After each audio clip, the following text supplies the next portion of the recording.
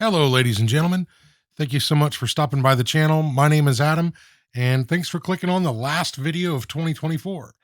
And to close out 2024, I knew we had to do a Seiko watch because I'm kind of a Seiko geek and that's my thing. And we have a very, very special watch on the channel today.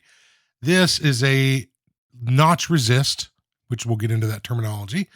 This is a notch resist Blue Pogue or Severt from April of 1970, specifically model 6139-6009. What makes this watch really interesting is for a long time, they said this particular combination did not exist. And as you see me checking function here, I'm going to put a little wind into the watch so we can just start the chronograph and check the reset. For the longest time, the Seiko buffs out there said that this particular configuration of the Blue Pogue didn't exist. And I hope he doesn't mind. I'm going to drop Spencer Klein's name a few times in this video. And for the reason that he's kind of the Seiko Yoda. He's the book of knowledge on these things. And what's going on and what makes this watch really unique and kind of now that it has been authenticated. And by the way, see that little notch there on the upper side by the crown in the case where it kind of gives your finger a little bit of room there. That's the notch and resist you see on the dial. And also take a look at that seconds hand. We have a two-piece seconds hand. If you look at the very center of that chronograph seconds hand, it's not painted like the rest of the hand. That's two pieces in its construction. Those are early first generation seconds hands, as is the notched case. It was very, very early on when they made those notched cases. And so the reason that this watch, this configuration was said to not exist was you have a notched case and you have a two-piece seconds hand, but you have a resist dial, which came after proof. And what happened is there's a weird timing thing with Seiko. In this 6009 case model was an export model to the US. And so generally when you saw a notched case, it would have a two-piece seconds hand and a proof dial.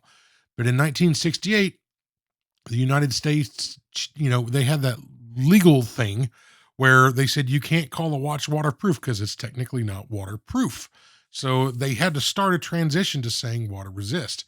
And so you have this very narrow window of about 3 months in all of production where on their export models, you had a resist dial and case back with a 6139A movement, which is the first gen, and the first gen case, which is the notch case, and a first gen chrono seconds hand. And for the longest time, these Seiko, fans said that watch never existed. Any of them you see have been, created, made by just putting parts together. And it was Spencer Klein years ago. He was going through some sales flyers and all that, and actually found this particular watch in that sales flyer. And I'll put that photo up here now. And you can see in that second row, those watches. Seiko actually sold these as a model AH001M. When we say 6139 6009, that's actually the reference number. Their actually sales model on this one was AH001M. And this thing sold for $95, brand new back in the day. But Spencer found that advertisement from 1970, pretty much, shutting the case on any naysayers that say this particular watch didn't exist.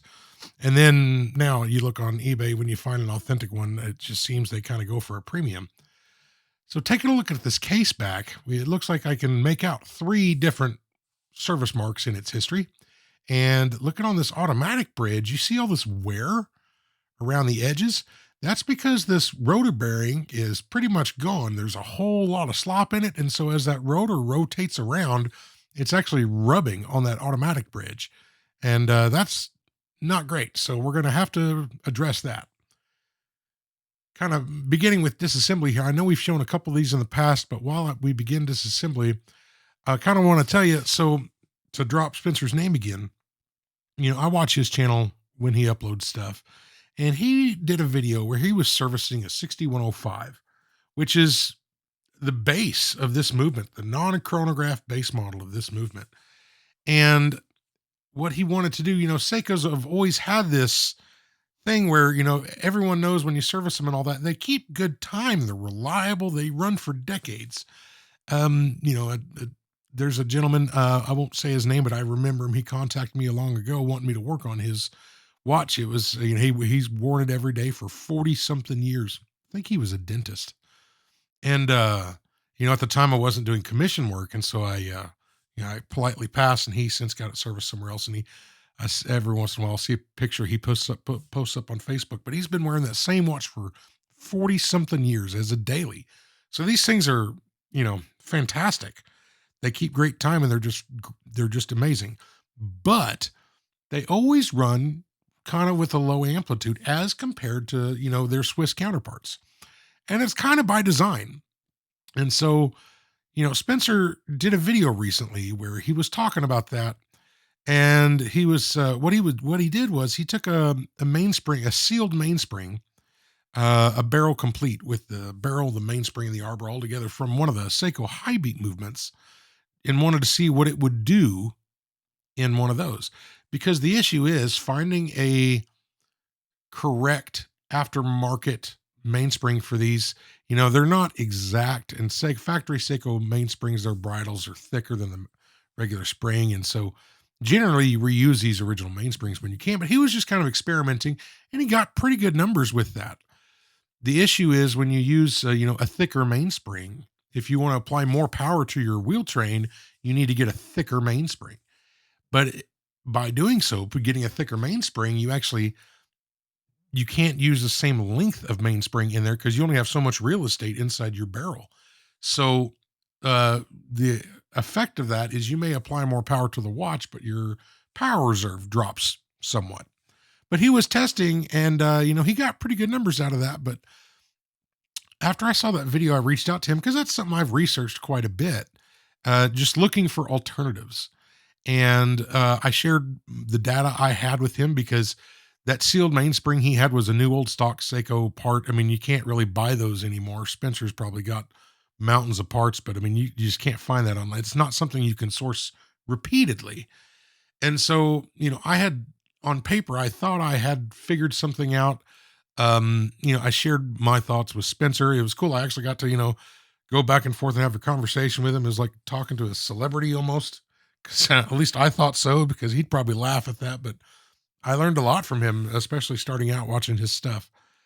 But so I got some of those in. I sent one to him, and he already uploaded a video where he put it in another 6105 and got really good numbers. But in order to do that, we had to think about, if we're going to be applying more power to the wheel train, what do we need to do to compensate for that? And why did Seiko seemingly underpower these movements? And so that was the test, the thought process behind it. And that's kind of what we're going to do in this video is I'm going to put a non-original mainspring in this thing, a little bit higher power. It's designed for the Seiko high beat movement. But because of that, since we're going to be applying more power to this watch, one thing we have to do, and I'd pretty much do it on any of these I work on, is we need to compensate for that additional power on the wheel train. And so first and foremost is to do a jewel upgrade on the barrels, on the upper and lower barrel arbor ports, just because of that extra power, we can't have bushings in there. But and then I'm going to do a few other things here where we're going to kind of tweak this movement a little bit and kind of fine tune it, especially with in shake. Seiko sometimes plays a little bit loose with their in shake. Oh, by the way, folks, so we have an 04, an April case back, and an 03, a March dial. And this is also a correctly marked 6009 dial, which is exactly what it should be. So yeah, I'm just kind of over the moon. This thing's all original. So that's kind of what we're going to do here. Again, tighten up some in shake, do some barrel upgrades, do a few other things I haven't really shown on the channel yet, just to kind of give this watch the best chance for success. And we'll see what kind of numbers we can get out of this. And then in the end, I'll also do some additional testing generally on high beat movements. The rotor is a little bit more robust because you need more weight in that rotor to wind that mainspring because it's stronger. And I had a question, and kind of the thought process behind this was, well, will the factory rotor even wind this thing? So we'll test that as well. So we went ahead and put a full wind in this watch, put it on the time grapher, and let's just see what our initial numbers look like. And there's going to be a lot of time grapher footage, way more than usual in this video, ladies and gentlemen. I hope you don't mind. So this is starting out, and this thing is running just pretty much atrocious. It's just awful. I honestly expected better than this. But beat error is not bad. Our amplitude's just horrible. This is at a 100% full wind. Our rate is obviously very slow. But, generally they're better than this. As we take this watch apart, we're going to find out why it's running like it is. I think we found the culprit when we take this thing apart, and we'll show you that. But yeah, just, we'll test it in a few positions. Put it crown down. Beat error expands a little bit, but it's still just running massively slow. Not very clean trace lines. I just realized as I'm recording this video, you can see my face kind of in the screen as a reflection of that screen. Yeah, that's my face. But there we go. Yeah, this watch is not running great. So first thing we'll do here is we'll pull back on this click spring and we can release power from this watch. And I'm just letting the screwdriver kind of release very slowly and in a controlled manner between my fingers. Once we get all the power out of there, you'll see the balance stop. Now we can remove our balance. We got 2 screws that hold the balance in on these things, but we'll go ahead and get those removed.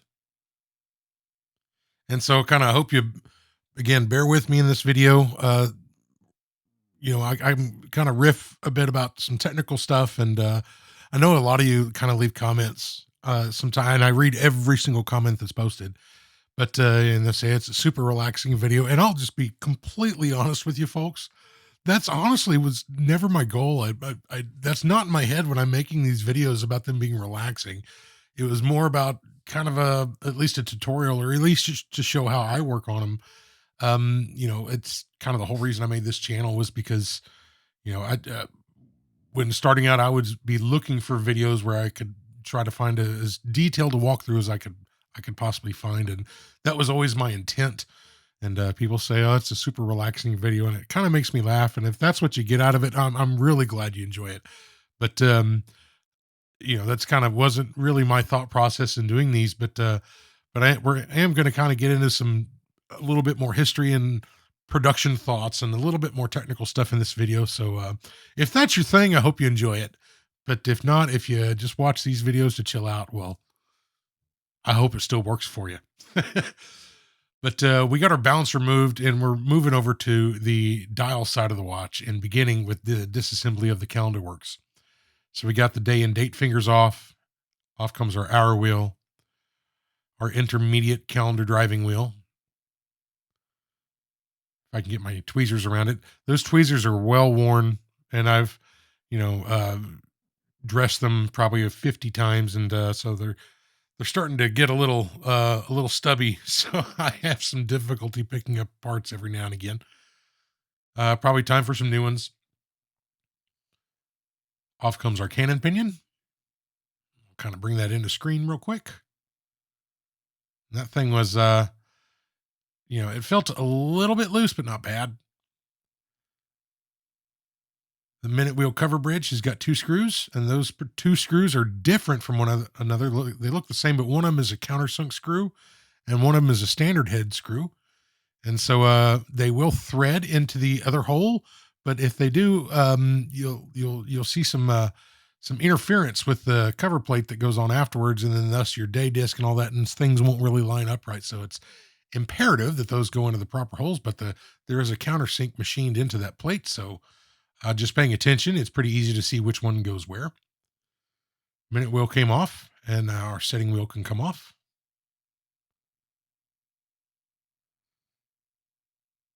Now we can take the tension off this big spring here. That is a seriously strong spring.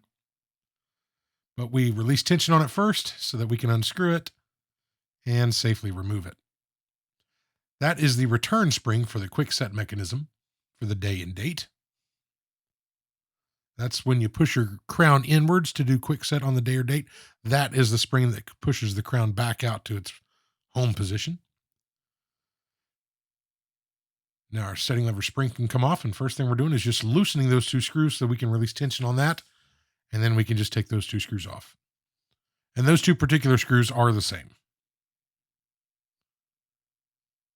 Probably should have fast forwarded this footage somewhat.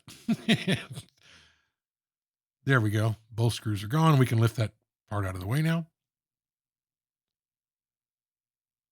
And our yoke and yoke spring is one combined part. That can come out.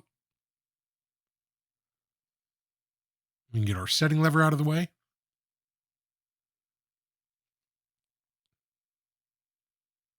And our crown and stem again. And you can see that pinion that's on that stem. That is what turns that inner rotating bezel when you turn the crown.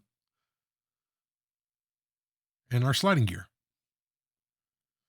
I'm going to go ahead and remove the lower balance jewel while we have this open. So what I like to do when I use one tweezer, or two for that matter, is when unwinding it, just kind of keep your tweezer always in contact with the jewel, and that way if that spring can't go flying.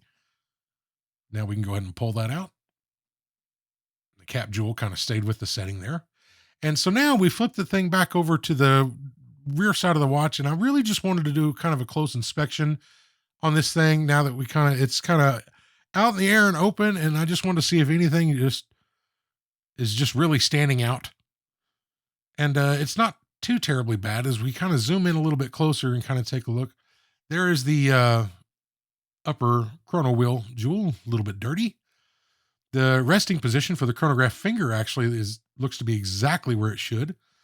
And there's a screw on the top of the chronograph wheel itself right there. That is the adjustment screw you can use to change the position of that finger. It doesn't change the depth of how that finger engages with the intermediate minute recording wheel, but it will adjust the resting position. That is the lower jewel for the transmission wheel. That thing's terrible. We saw a minute jumper spring look good. Pallet fork jewel looks good. It's okay. It's just kind of dirty, but otherwise, not bad. We'll go ahead and begin by disassembling our pallet fork bridge.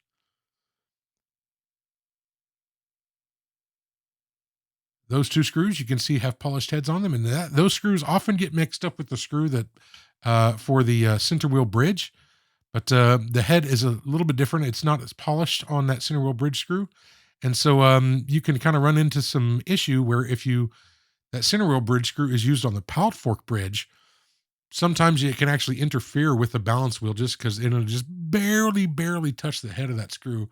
So it's quite common to get those mixed up. But if you just take a look at the heads, one's polished and one's not, you can know which one goes where. Pallet fork came out, and now I want to remove this chronograph bridge. So what I like to do is just loosen a couple of the screws, and then I'll pull tension off of that jumper spring there. Our flyback lever kind of popped out of the way when we pulled it off the hammer. But now when we loosen the screws, that tension's gone, so that that plate doesn't go flying off, and the screws don't go flying off with it. And so it's a nice controlled disassembly. And you can ask me how I learned that one. Because I've pinged those off before. Now I know to release tension on that spring before I remove the bridge.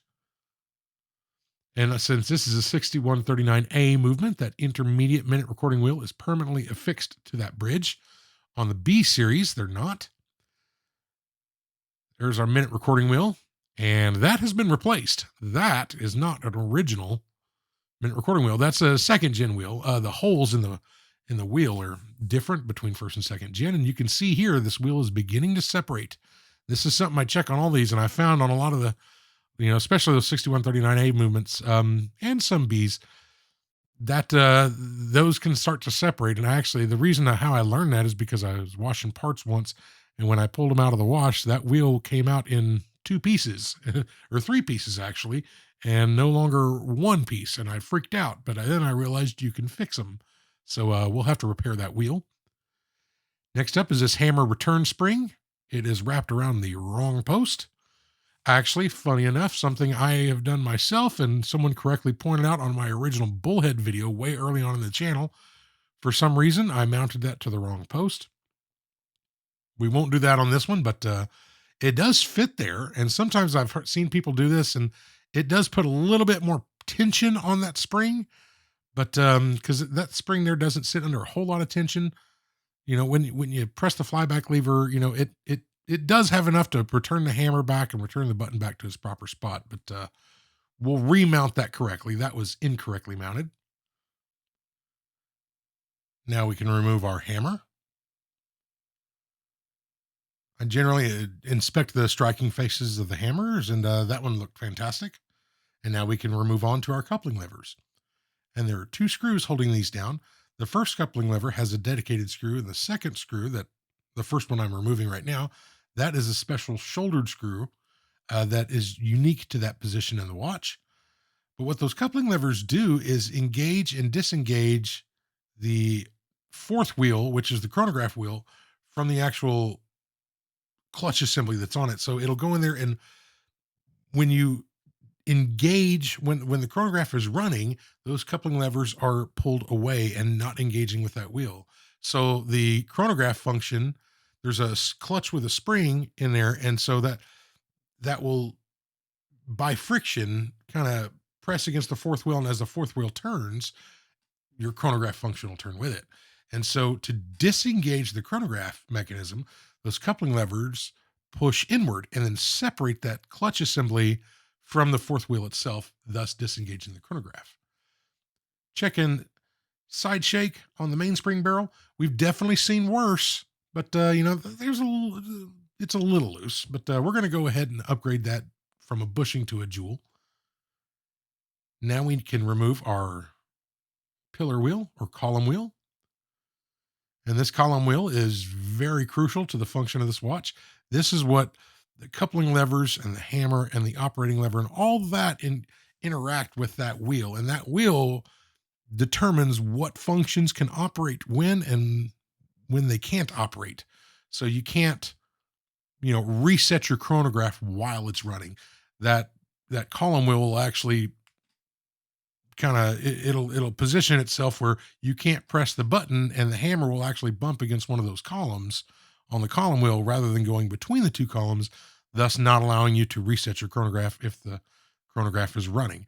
The coupling levers and all that interacts with that column wheel. So we got the bridge off, and now we can go ahead and remove our chronograph wheel. And that is a service chrono wheel. That is not an original first gen chrono wheel. And it's not only the color that kind of gives it away, it's that very top plate on there where that chronograph finger is. And right now I'm just checking real quick the clutch spring and a whole assembly there to make sure it's level. And we'll continue on. But those plates that have the chronograph finger on it, there's an extra cutout on it on the original first gens that one didn't have. So that's been replaced likely by Seiko. But taking a look, we pull out this escape wheel and check that out. You can barely see it on the end of that bottom pivot. We'll go ahead and do a close-up shot. And that, ladies and gentlemen, will most certainly make a watch run terribly. You can imagine that little thing, hair. It's too big to be a hair. It's just a piece of dust or something. There's another one on top of the center wheel bridge. We'll go ahead and clean that up. But that's likely a major contributing factor to how poorly this watch was running, because that's just getting wrapped around that bottom pivot as that thing turns and is just impeding on everything. So that's making those time grapher readings make a lot more sense now that we found that. Moving on, this is our click spring. That comes off. Now we can pull our barrel out. And surprisingly, until we found that escape wheel, I was sitting there, I was thinking, well, this movement isn't terribly dirty, as you can see. But I'm like, man, those readings were just horrible. What is causing it? Because I wasn't seeing it in this movement until we pulled out that escape wheel. But here our center wheel bridge can come off. Here we go. And our center wheel.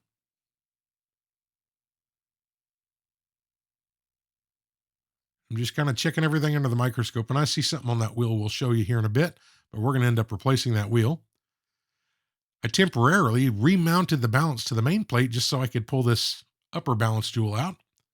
And again, just kind of making sure my tweezers stay in contact with that jewel as we unwind it so that spring can't go flying. We can use our little sticky tool and go ahead and pull that out. And I want to separate the balance from the bridge. So we're going to loosen the stud screw and then open up our regulating pin. Then we can go ahead and flip this thing over, and just using a very fine oiler, we can poke the top of that stud and that thing should just fall down. There we go. Then I'll remount that stud to the main plate later on for cleaning. Checking the barrel, and this is one of the things we're going to, just kind of giving this movement the best chance. That's a whole lot of slop between the arbor and the barrel itself. Whole lot of slop. Not that good. Generally, you can tighten that up sometimes. But, and that was originally what I thought we were going to do until I saw the inside of this barrel once we get the spring removed. And then, needless to say, we're just going to change barrels on this thing because it's terrible. But first things first, let's go ahead and get this mainspring barrel disassembled. There we go. Lid's off. Now we can pull our arbor out.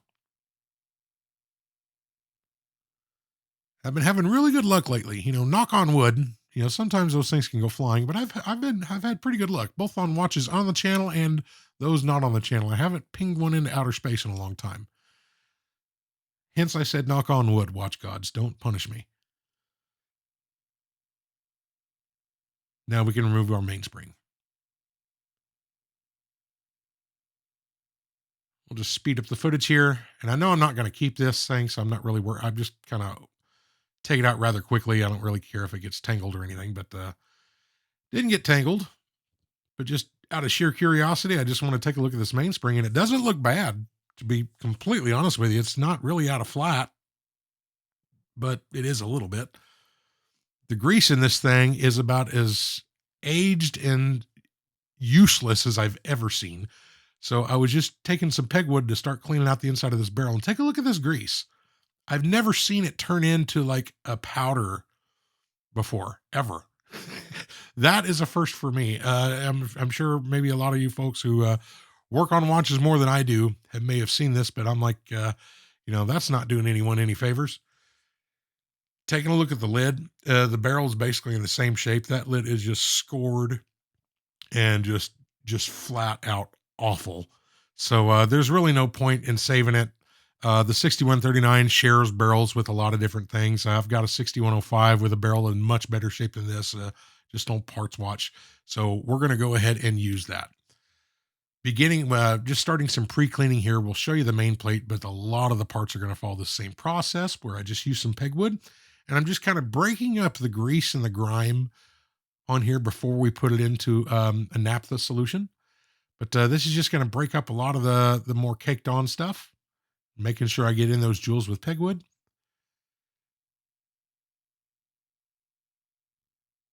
And just kind of use some Rodico to pick up the big parts. And then I'll put this thing in some naphtha and then just use a brush and just kind of scrub it down a little bit. And that'll get it pretty darn clean. Probably clean enough for, a lot of watches have probably been reassembled being, this level of cleanliness. But, we can definitely take it a step further. But this saves kind of the watch cleaning solution. Has some additives and some brighteners too, and it's not the cheapest stuff in the world. So I can get more movements out of my, purpose-made cleaner solution by pre-cleaning it that way. But I went through all the pivots on everything with some E-Flex, which is like a silicone polishing pad, the extra fine grade. And we'll just take a look at these pivots.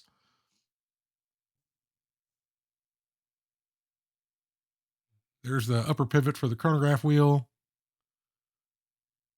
our third wheel. Here's the third wheel upper. Here's our center wheel, and that side looks good. And this side, check out all the scoring on this side. After I really saw that, I'm like, I'm not reusing this wheel. So we changed that, checking the jewels on the pallet fork. And on this one here, we got a pretty significant chip on that. So we're going to go ahead and replace this pallet fork as well. And once again, you saw our minute recording wheel that needs to be changed. So what we have here is this is the barrel from my Donor 6105 movement I've used parts off of for a while. This barrel's not new, but it's in significantly better shape than the original. But, the inside where the arbor's going to rub, it looked a little bit rough. So I'm just using some pegwood on a little rotary tool and some very, very fine polish. Because even though those barrel and lid look like they're steel, they're actually brass that are plated. So just using some extremely fine compound and some pegwood and very lightly and not on super high speed, but just kind of giving those ports a polish. And again, this is me trying to maximize results from our amplitude experiment on this watch. I figured we give it the best chance we can. And I've done this to a few watches in the past, pretty good results. It's not always needed, but to generally do it when they're pretty bad. But you can see it doesn't put a full blown mirror on it, but that's pretty darn good. I got to tell you, because we're zoomed in real close. So pretty pleased with those results. The next repair we're going to do is to the automatic bridge. And one thing I didn't really talk about during disassembly was the upper jewel for that transmission wheel was very heavily worn. So we're going to go ahead and do a jewel upgrade on this thing. We're going to go ahead and replace this with a jewel. And folks, I on these tools, some people have asked me, I get comments in videos a lot and asking about what tools are what. And so if you're curious, take a look at the description of the video. There's a link to a Google document where I detail out, I'd say 90 to 95% of the tools I use are on that document. Thoughts about them, which ones I think are great, which ones, at least for me, didn't pan out so well. Certain ones that are cheaper versions of more expensive tools that at least I think you can definitely get away with, and what I think you probably need to spend the money on if you're going to take this hobby seriously. And there's a lot of information on it. It took me a while to put together. So if you're curious, it's free to everyone. You don't have to pay to see it. You can download it if you need. There's links to where I source them, notes on each tool and whatnot. So take a look at the description of the video. And if you don't feel obligated to use any Amazon affiliate links on there, you can use it for research purposes. But that's what I like to use. So now we need to remount the main plate. And so there's 5 different stages of reaming. I'm going to show you one here, but we're going to ream this out in stages all the way up to 1.59 millimeters, because our jewel has an outer diameter of 1.60. And that 1/100th of a millimeter is what is that's how it's held in place, is by friction and by tension. And so it's 1/100th of a millimeter tension. So we got the main plate reamed out, and we deburr the hole, making sure it's free of any chips or anything. And we'll go ahead and drop this jewel into place. If I can get it off my tweezers. And you see that jewel also, that jewel's kind of got a chamfered edge on both sides of it as well. It makes for inserting it a little bit easier. And so now this stump, the pusher that's on there, is wider than the outside diameter of the jewel. So as we push this down, I want to get this jewel flush with the top side of that main plate as a starting point for in-shake. So we just slowly and continuously apply pressure on this thing. If I can hold the thing still, and then eventually that pusher will contact the top of the main plate, and that jewel should be sitting flush. Just like that. So this movement was originally 17 joules, and we're going to make it a 20 joule. And I got to tell you, if I had my way, I'd make this a 21 joule. And for reasons I'll explain here in a bit, but we're going to go ahead and push this bushing out of the bridge. I'm just getting it lined up first. There we go. Now that it's kind of centered over that bushing, we can go ahead and press that out. And so no reaming or anything is necessary at this step. The jewel that we're going to put in there is the same size as the bushing. So we don't have to modify that hole. We'll press this in from the back side. And then I want this jewel to be flush with the underside of that bridge. And again, that's just where I like to start them out. And obviously we may or may not need to adjust in-shake as necessary, but you get moderately close. And sometimes I've had them where I haven't had to adjust them at all in that position. but it'll get us pretty close. So again, a larger pusher this time. That way it contacts the bridge, and while it's pushing down the jewel, and now it's sitting flush with the underside of that plate. Back in the watch. Here's our in shake test, and that's where I like it on these. It's the top of the barrel to the underside of the bridge is level too. So here's where we're going to get into in shake. I did this on multiple wheels, but the escape wheel was the biggest offender here. Um, that chip on the jewel, tells us a lot about that, but that escape wheel's just got just a mile of in shake.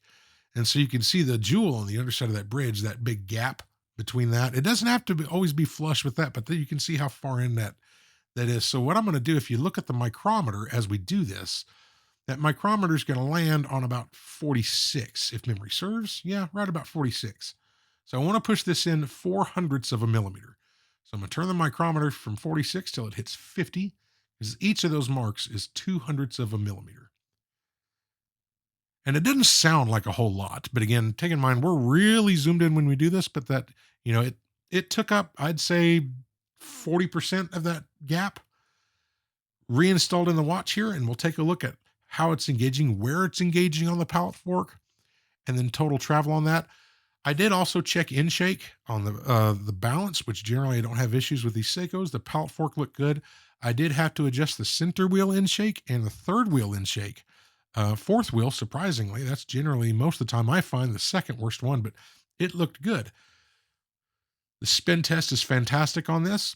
And so, that, it worked out. I mean, Seiko, and we'll kind of talk about it here in a minute, but real quick, I want you to see this highly specialized, extremely high-tech tool that I made out of natural materials.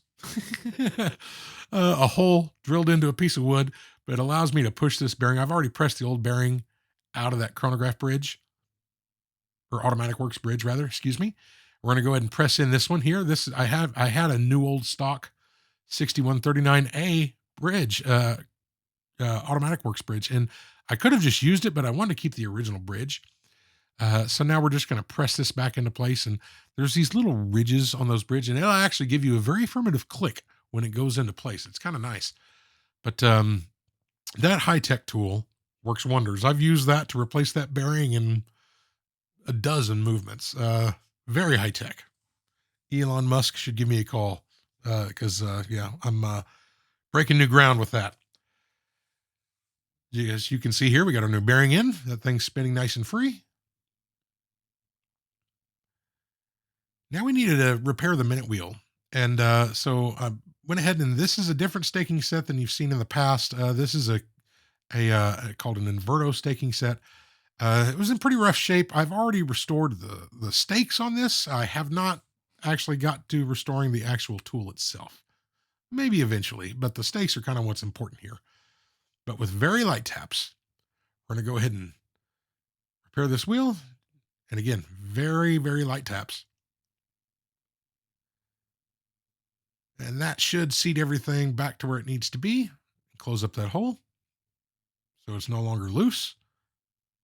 We'll go ahead and take this out, and I'll put it under a microscope and kind of let you see what that thing looks like. Now, you remember that gap we had before in there, but now everything's seated up nice and tight.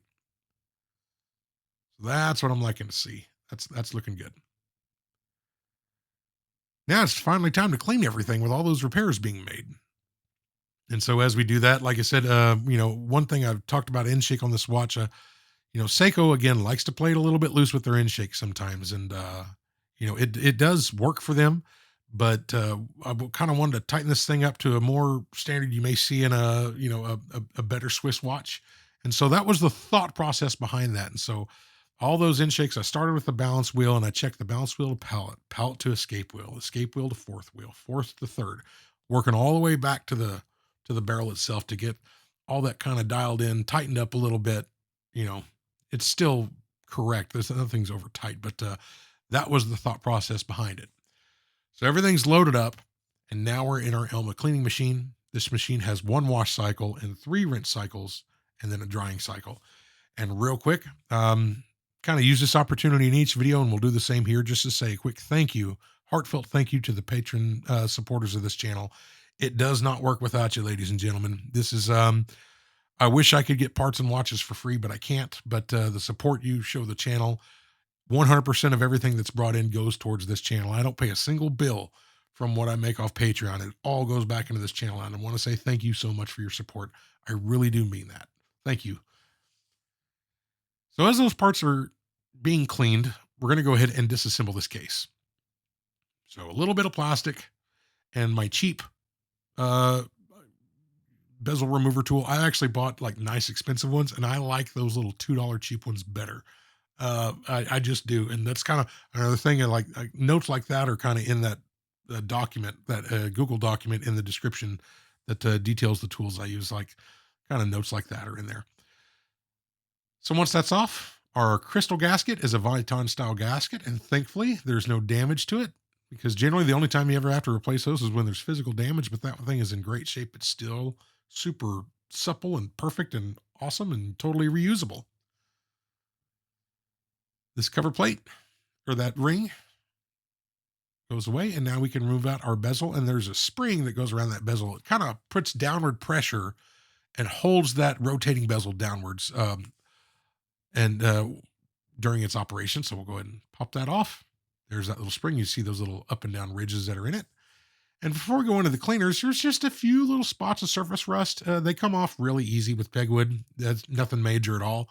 So I'm just going to, just go around this case and just check everything and make sure it's all good. And put a graphic up here to tell you about the case back, because I wasn't sure I was going to remember or not during doing the voiceover, but I did remember that later. But everything's in the cleaner, and now we'll see what kind of tune it plays for us today.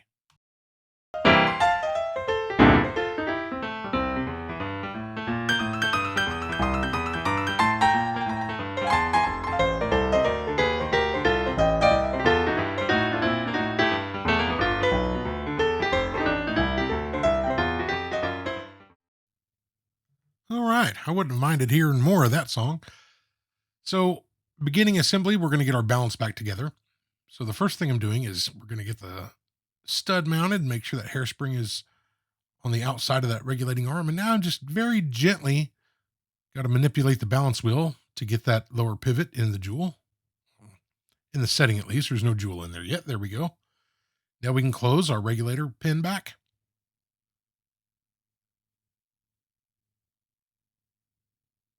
There we go.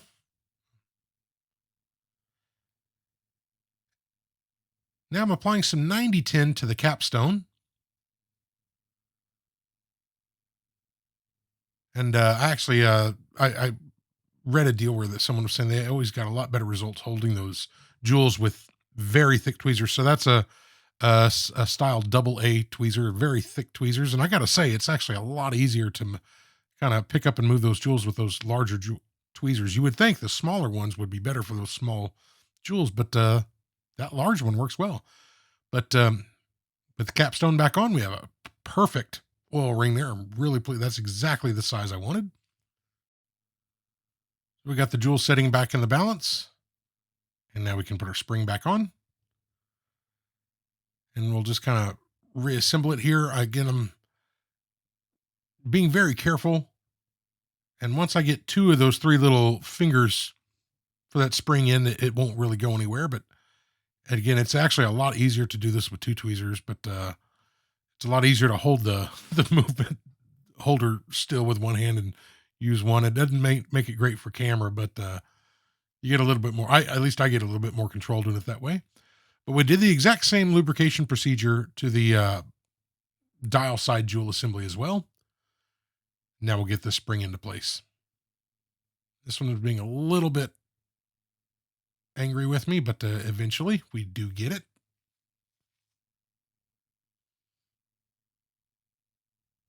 There we go. And now we haven't tightened up our stud yet. So the first thing we need to do is make sure that our hairspring is level. And we need to do this after the jewels are in place so that we can kind of set this final level of the hairspring. And this one here is actually pretty much painless. Sometimes you can fiddle with those things for quite a while before you do it. And sometimes when you screw in that stud screw, it'll kind of tweak it a little bit. And there's a lot of back and forth, but checking this thing from multiple angles, and the spring looks nice and level. Here's another angle. Really happy with that. So moving on, we're going to go ahead and apply some braking grease to our barrel. And like this barrel's out of the 6105, and there's some marks in there, but I mean, you can kind of tell it's a lot better condition than the old one. And that's totally usable. But after I got the braking grease in, I'm going to go ahead and kind of flatten it out against the barrel wall a little bit, and that'll save it from being smushed around and all pressed down to the bottom of the barrel when we put our new mainspring in.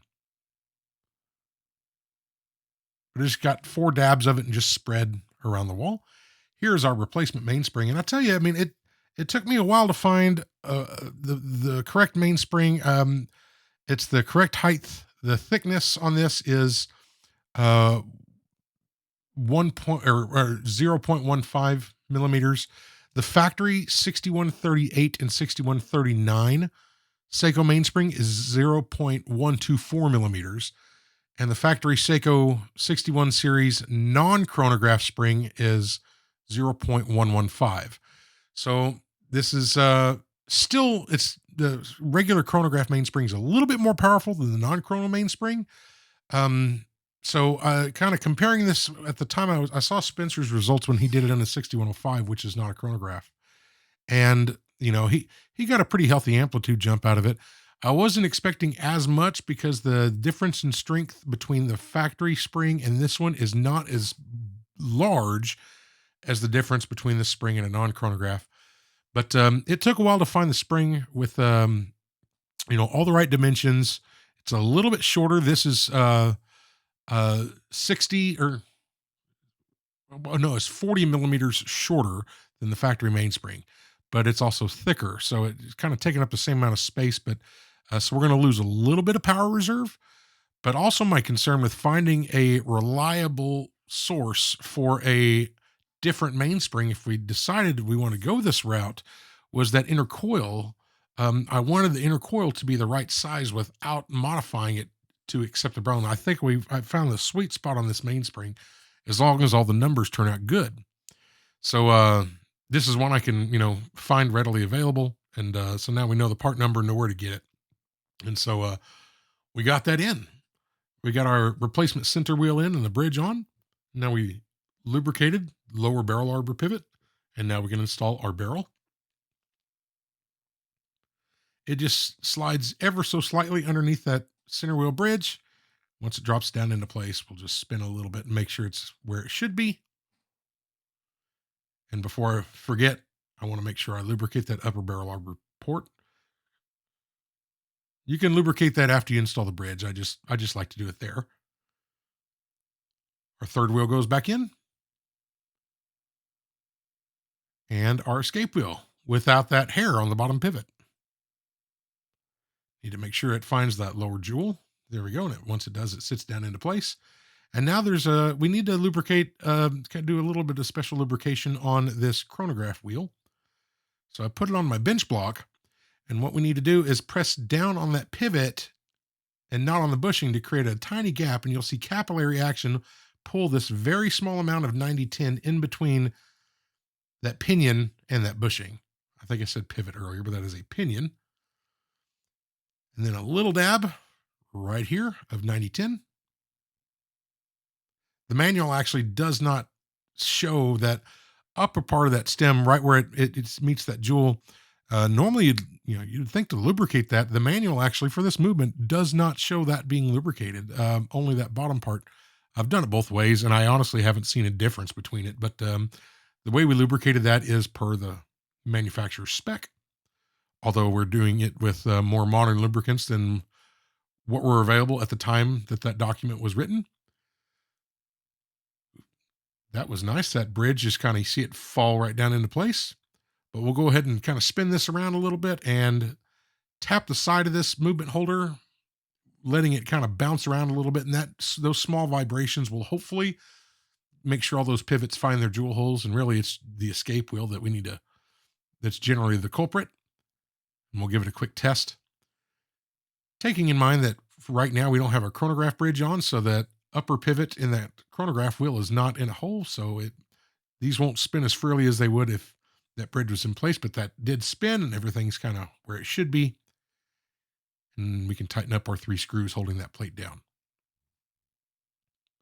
Next up, putting some 9010 there for the escape wheel and our third wheel. And that bushing right there is what I would like to replace to make this from a 20 joule to a 21 joule. Part of this whole process behind this was, if we're adding more power into this watch to kind of really to see what this watch is capable of, because, to kind of go on to a little rant here, I suppose, you know, part of this thing is, well, why does these Seikos always run? Like when you service one and you really nail it, you'll get 220, 230 amplitude out of it, sometimes 240. And that's phenomenal. The book actually says anything above 190. If I got 190 on this, I think I'm doing something wrong. And my early ones were kind of around there, 190, 200. And even then, they would still keep good time. But, part of it is at least my thought on it is that it's a production cost issue. Because again, these were mass produced. And if you're making these movements, a penny saved is a penny earned. So a bushing's cheaper than a joule. If you can, not put bushings in the barrel arbor and like your upper third wheel, well, there's 3 joules you don't have to manufacture per watch. That saves you whatever tiny amount of money that is times the volume of these things that you're producing. That's probably a very significant amount of money. And what I think, at least, just me, if you have different thoughts, I'd love to hear it in the comments. But what I think is, they intentionally put an underpowered mainspring in that, because if you're going to put bushings in there instead of joules, well, especially in the barrel arbor, the third wheel is almost negligible, not quite, but it doesn't, it's not going to see near the amount of pressure that the barrel arbor ports will. Lessening the power of that mainspring and having these things run at an amplitude in the, low 200s, it will keep good time. And you're saving X amount of, dollars per movement by putting bushings in instead of joules, and by mathematics and all the hundreds of thousands of however many of these they made, that's a significant amount of cost savings. And so what I think they likely did is that, they intentionally put an underpowered mainspring in it because they weren't jouling certain ports on there. The whole point of this is, this experiment is, well, what could this movement do? If cost was, those cost considerations weren't as important, and they wanted to fully joule this thing up and run a higher power mainspring in it because the wheel train can handle it, what can this movement output? And a benefit of having a higher amplitude in that watch is that you're going to see your timekeeping fluctuations during changes in positions. When you have a higher amplitude, it has that centrifugal effect on the balance, and you're less likely to see these larger fluctuations between positional changes. And so, lower amplitude watches, it takes them a bit to kind of settle in and find their rhythm again. You don't have that issue as much when you have a higher amplitude.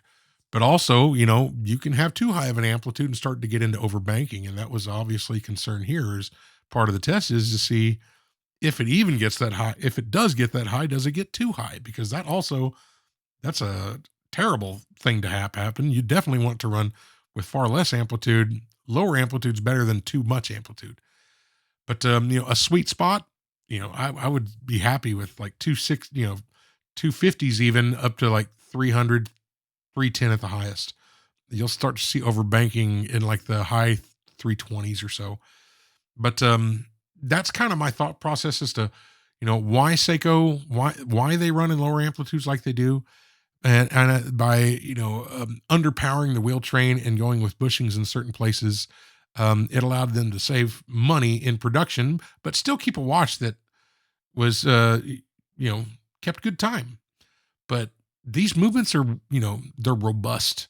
And if we fully jeweled the wheel train, what can it do with a proper powered mainspring? By the way, you can see we're mounting our hammer return spring back to the correct position.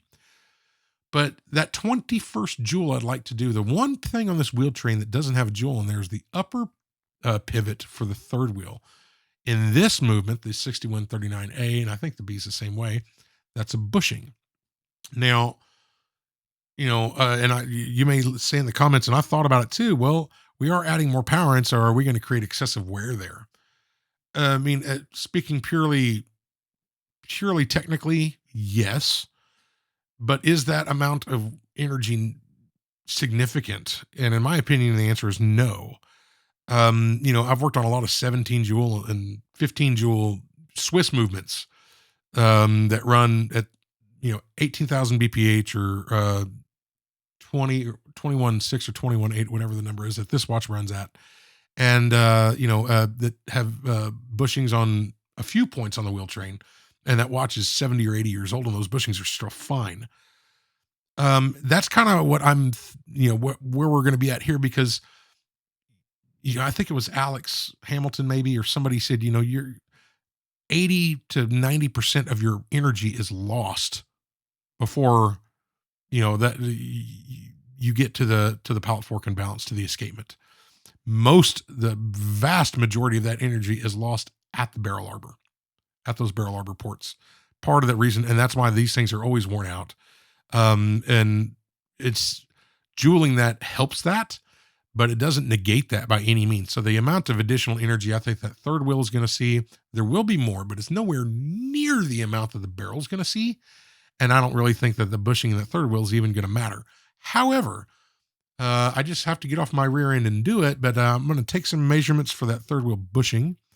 I'll measure my pivot and all that, and I'm going to go and look at what jewel options are available that I can readily source, preferably of the specific size that will not require me to remount the bridge plate to accept a larger jewel. Ultimately, I think we can do that, but I would like to avoid that if possible. So in the future, if this experiment works out, we'll add an additional jewel to the wheel train. That way it's fully jeweled. But the one bushing that's left in this, I don't think it's going to make one lick of difference. Maybe in 100 years, 50 or 100 years, that bushing would need to be replaced. And if so, big whoop. They're not hard to do. But you know what? By then I'll have I'll have a jewel figured out. But we're not adding a massive amount of additional power with this mainspring. We are adding more, but it's not like we're going from a V4 to a 4-cylinder to a big block V8. It's not that big a difference. So sorry for my long rant there, folks. By the way, you probably noticed it when I put the bridge on earlier. I finally remembered later I need to reattach this hammer click spring. There we go. Greasing that. Now we can lubricate. That is our minute recording wheel. Very light amount of 9010. There's our fourth wheel or chronograph wheel. And on the dial side of the movement, there's our escape wheel. And there's our third wheel. Those get 9010. Now we can lubricate our escapement. So I'm using some special escapement lubrication on this. I'm using the oil and not the grease. I generally like to use the grease on higher beat movements. This one gets the escapement oil. And there's 15 teeth on this escape wheel. So what I'm doing is lubricating that exit stone with very small amounts and applying that to 5 teeth at a time. And we'll repeat this process 2 more times for a total of 3. So here's the third time. Very light amount on that. Apply that to 5 teeth. And then once that 5 teeth is over, we can add it to more. It's not a big deal. But there we go. Now we can install our balance.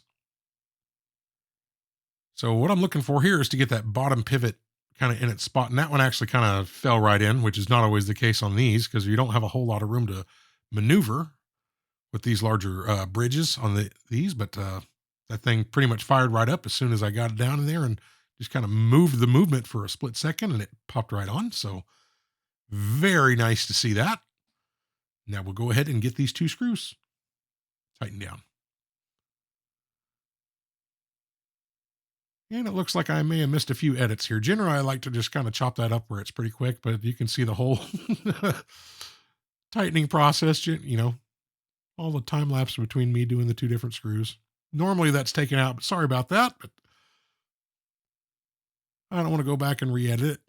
Okay, so just taking a look. Hairspring looks nice and flat, which is good to see. Just visually, that amplitude looks good. So checking a few things on the chronograph right here. we're looking at this tooth engagement between the chronograph runner and the intermediate minute recording wheel, and it needs to make contact between 1/4 and 1/2 the way up that chronograph finger, and it does just that. So that is good. We're just going to check a few different things here. We'll let this thing rotate around. And the next thing I want to do is take a look at the minute recorder wheel jumper spring. And you want that jumper spring to be dead center between two teeth. Perfect. And we'll just kind of take a look at it again. And I'm just let it run for a few minutes. I got the video footage obviously sped up here, but the chronograph wheel is clearing afterwards. So honestly, no, I didn't have to adjust really anything. Everything is exactly like it should.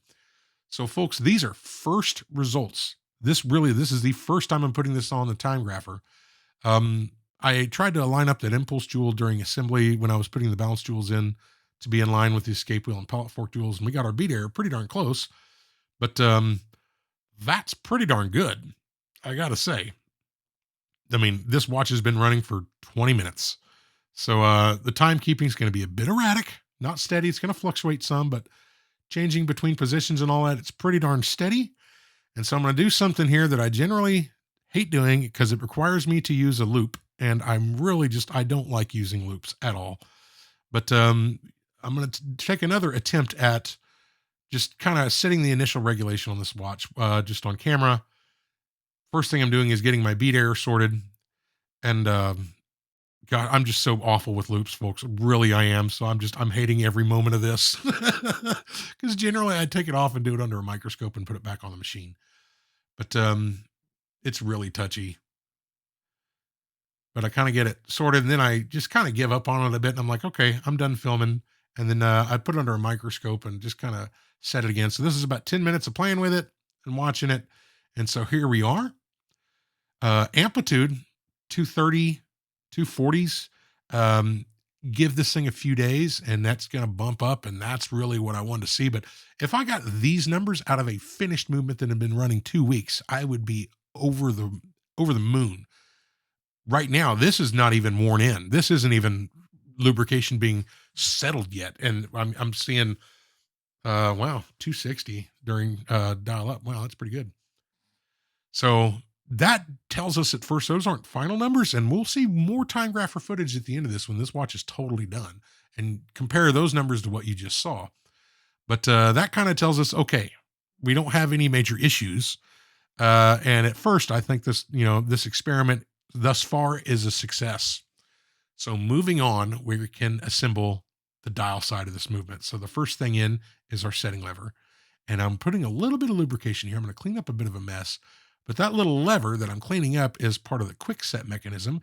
And there's a post on the underside of that the setting lever contacts. And so a little grease there for that contact point. Some heavy grease for the side walls of the sliding gear. That's where our yoke is going to engage.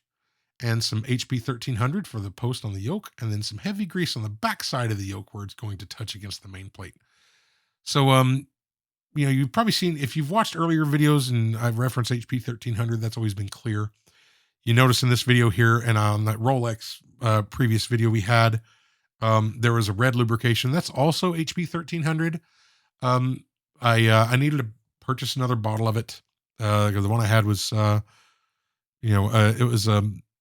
was old. It was, technically expired, and you can run them after they expire, but it needed to be, I was due for a new one. And they make the same HP 1300 with a red dye. And purely, it's just, there's no difference to the lubrication whatsoever. It's purely so it's easier for you to see how much you're placing, where it is, and all that. And, I thought it would be beneficial. And for me, it is.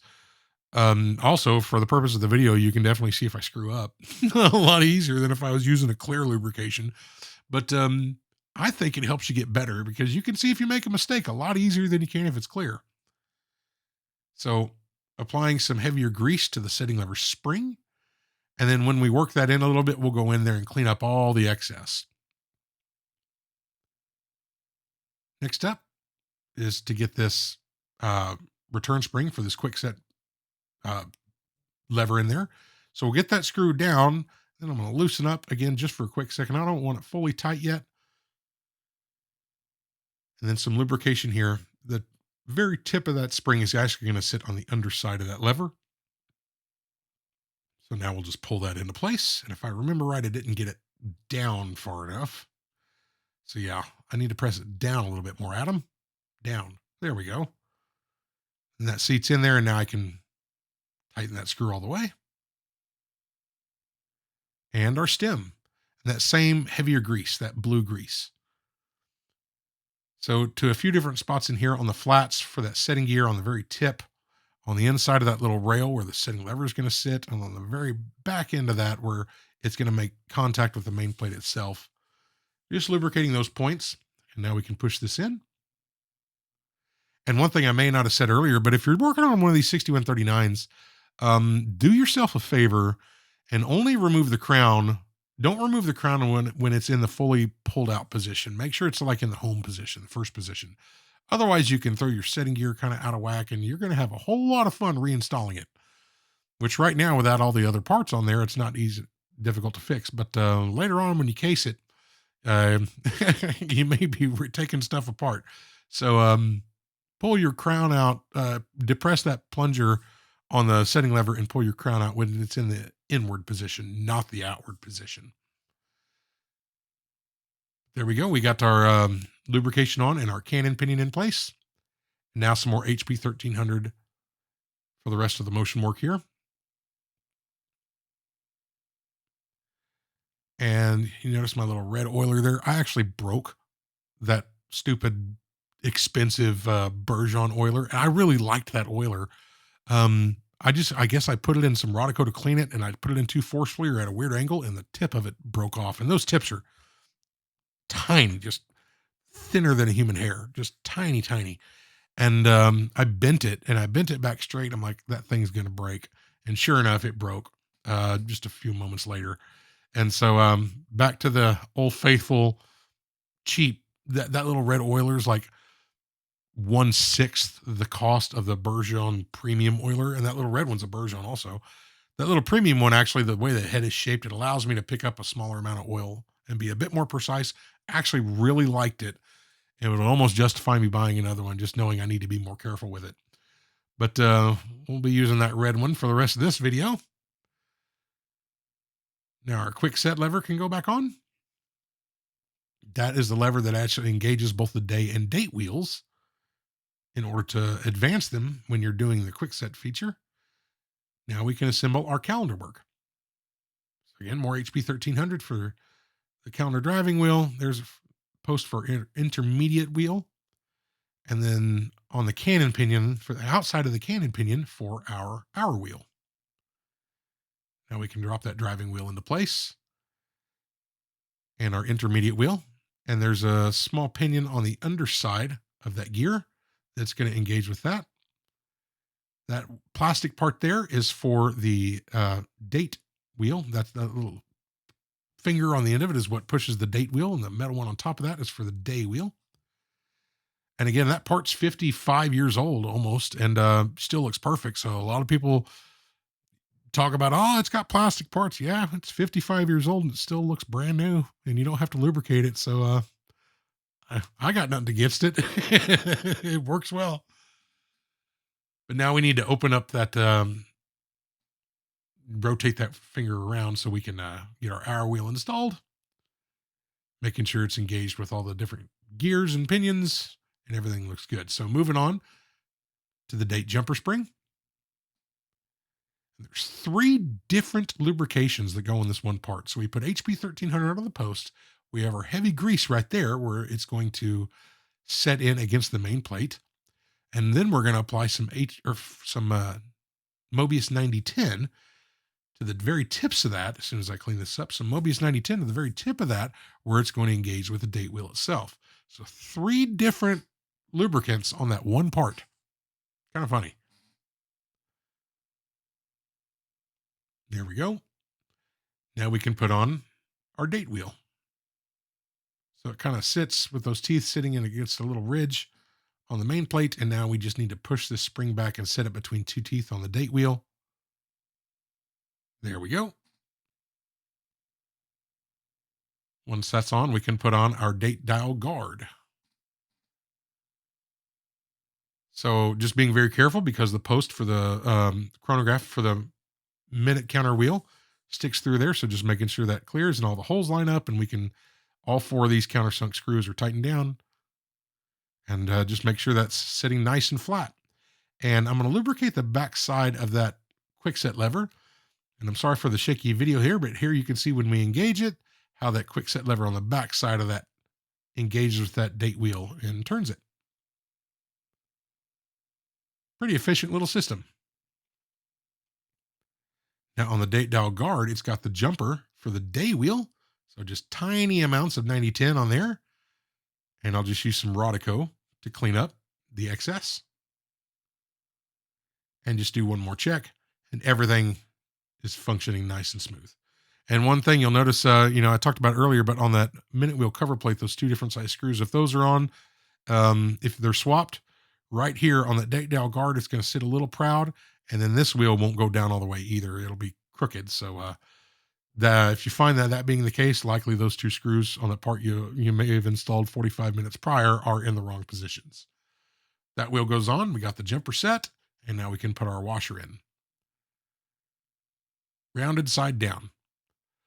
That reminds me, okay, he doesn't know I'm going to do this. I didn't know I was going to do this until just now. But Michael Bolton, he runs the My Vintage Watches channel. Never met the man, but I love his channel. He's super cool. And so he started a new endeavor recently. It's a website. I think it's called time-tees.com. I'm sure he has a link to it on his channel somewhere, or maybe made a video about it. But he's got some shirts and all that. He's always got really cool shirts because he gets in front of the camera in his videos and talks, and he's always got really interesting watchmaking related shirts. And so he's I guess he opened up a store where he's selling those. And I was like, awesome. So he announced the website, and it was under development, be coming soon. And so I got on a mailing list to be notified when the store went live. And I got it, I don't know, 2 weeks ago.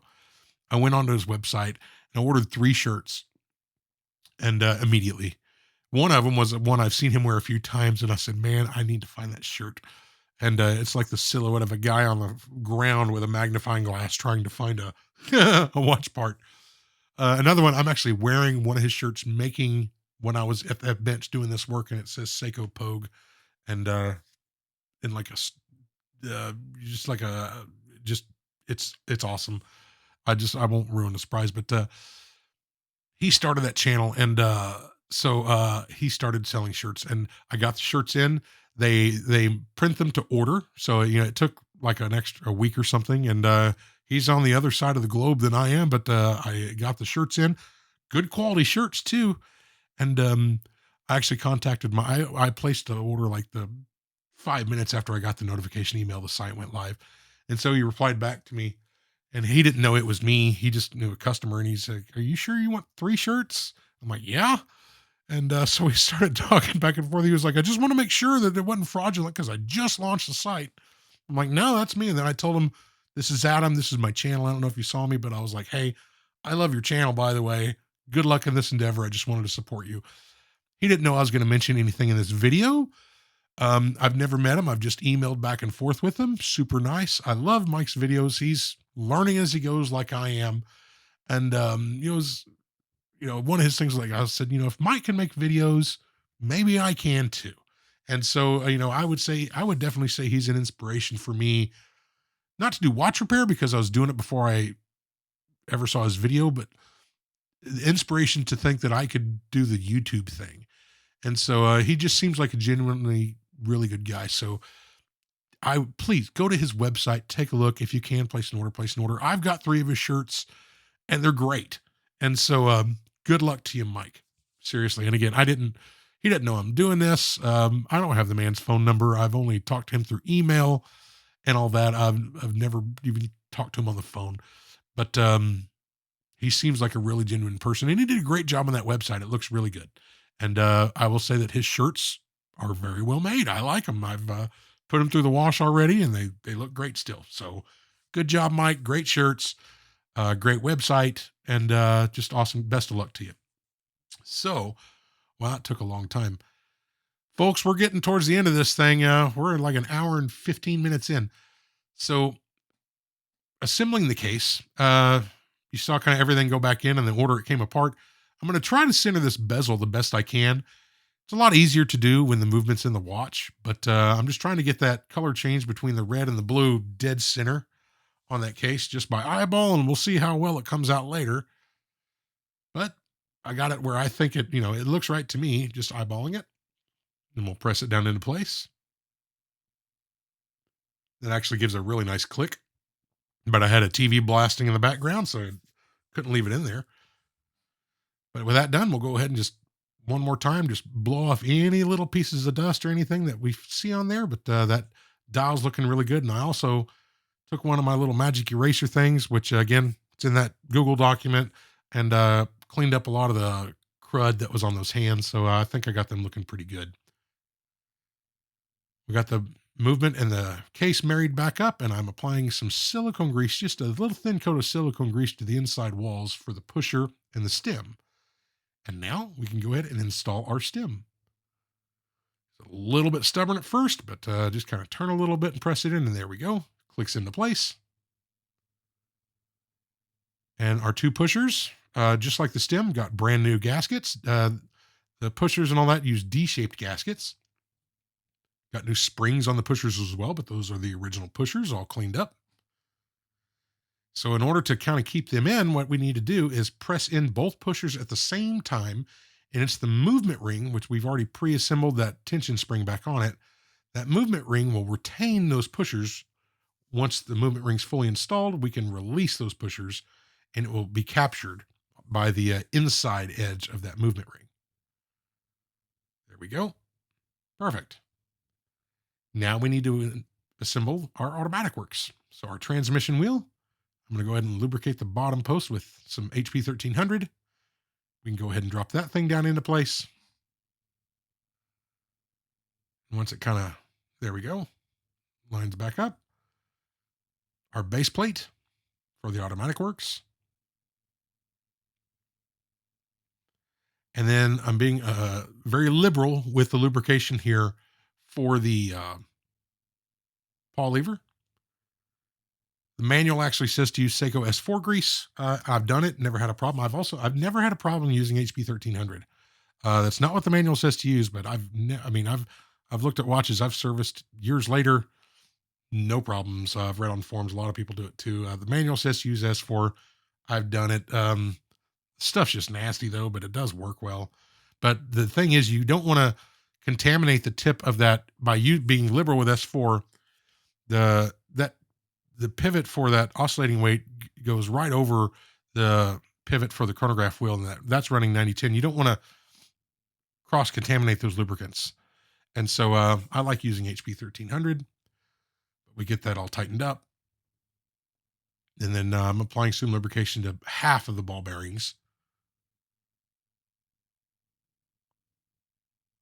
There we go. And just clean up a little bit of excess. And then HP 1300 on either side of that transmission wheel where the paw lever is going to engage with it. Because the outside of that wheel has very tiny teeth that paw lever grabs. And then a little bit, just one more dab on that top jewel. That used to be a bushing, but now a jewel. Now we can install our rotor.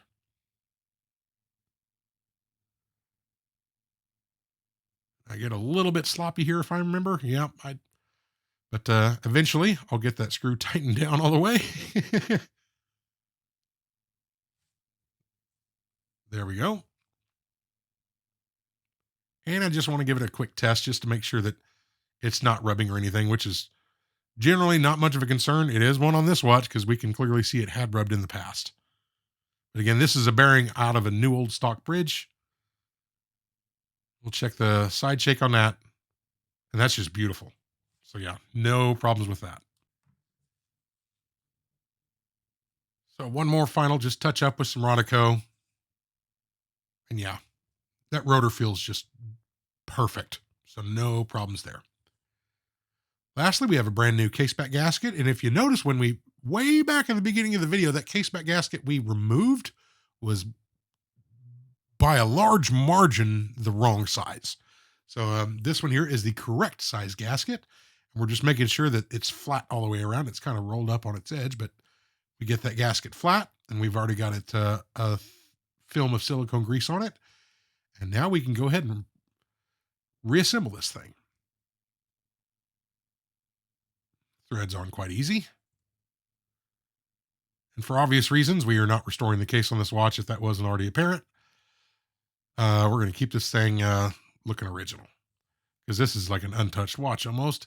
But checking the alignment of the bezel, and you can see I'm a bit off. It's off just enough that I noticed it, and it annoys me. So now I've got to fix that. First thing I'm going to do is tighten the case back, though. So go ahead and get this thing cinched down properly. And obviously this case is not without marks, but I don't want to add any new ones, so we just use plastic to protect everything. And I popped the bezel off, and now we're going to go ahead and realign it again. But now I don't want to align it with that rotating ring because it moves. I'm trying to align that color change at the 12 o'clock mark with the center of the 12 o'clock indice on the dial. But once I get it to where I think I like it, once the same process as before, pop that thing on, and now we can take a look at this thing again. And I'm liking that. I don't really notice anything being off, so it doesn't offend me at all at this point. But now, ladies and gentlemen, this is a couple days later from the last time you saw time grapher readings, and take a look at these numbers. And if you notice, this is with the chronograph stopped, which actually the watch runs with a little bit less resistance when the chronograph is running. So yeah, I could not be more pleased. But this is at a completely maximum wind. I've had this thing on the winder. This thing is fully wound. This is the peak of what it's going to do, and I just could not be more pleased. It's like we're working with a cheat code now on these, and we have broken through the amplitude barrier. I am going to on watches, my own watches, I'm going to use this procedure moving forward. And if I work on anyone for someone, I will, we can restore it back to original running, or we can go with this upgrade. But you're going to see more consistent timekeeping with this, although the old timekeeping from a just daily wear perspective, it's going to be right. But I'll tell you what, since I've put this watch on a winder and running it in multiple positions for days now, it's not even off. It's just, this thing's running so well, it's scary. And it's the best running 6139 Seiko chronograph I have ever done. So with that, I was positive I was actually going to keep this watch for my own collection, because I'm a Seiko geek, and the fact this is an honest notch resist original, and I was like, man, this is awesome. But reality being what it is, I haven't decided if I'm going to sell it, but if I did, it would go to fund a watch I really want to buy and put on the channel, but a little bit cost prohibitive. But I don't know. I haven't decided yet. So a couple people have actually reached out to me already wanting to know, because I posted about this watch on Instagram and on my Patreon page, and they're like, hey, is that one going to be for sale? Because it's a notch resist. And I said, man, I even as I'm doing this voiceover, I don't know if I'm going to keep it or I want to keep it, but the finances of what this watch I want to get on the channel would be, it would make sense to sell this thing to a collector or someone who would enjoy it, because I've got a bunch of Seiko Chronos, and this one's special. This one is special, folks. I don't know what I'm going to do yet. So if you want to take a look at the Instagram, there's a link there. If I do decide to sell it, I'll probably put it up there or something. I don't know. I don't have a store. I rarely sell stuff on eBay. I haven't sold a watch on eBay in a long, long time. I don't know what I'm going to do with it yet. So part of me tells me to keep it. Part of it tells me to sell it and use that money towards a new project. So I'll figure it out. So if you're one of those who've contacted me about it, just know that I haven't made up my mind yet. But here it is on the wrist. This is the original. I think it's Z002S original bracelet. All the original links, fits my 8 1/4 inch wrist without additional links. This watch is perfect. It's tailor made for me. Even the model name, AH001M. AH is my initials, for crying out loud. So it's like this watch is built for me. But I think it turned out beautiful. I'm super proud of this thing. The research and time that we put into it really seemed to pay off. My thanks to Spencer for his years of videos and contributing to my learning experience on these. Um, he's a really cool guy, by the way. But thanks again, folks. I hope you enjoyed this video. Take care of yourselves and each other. Today is Christmas Eve as I record this, so Merry Christmas to y'all. Take care of yourselves again. We'll see you soon. Bye.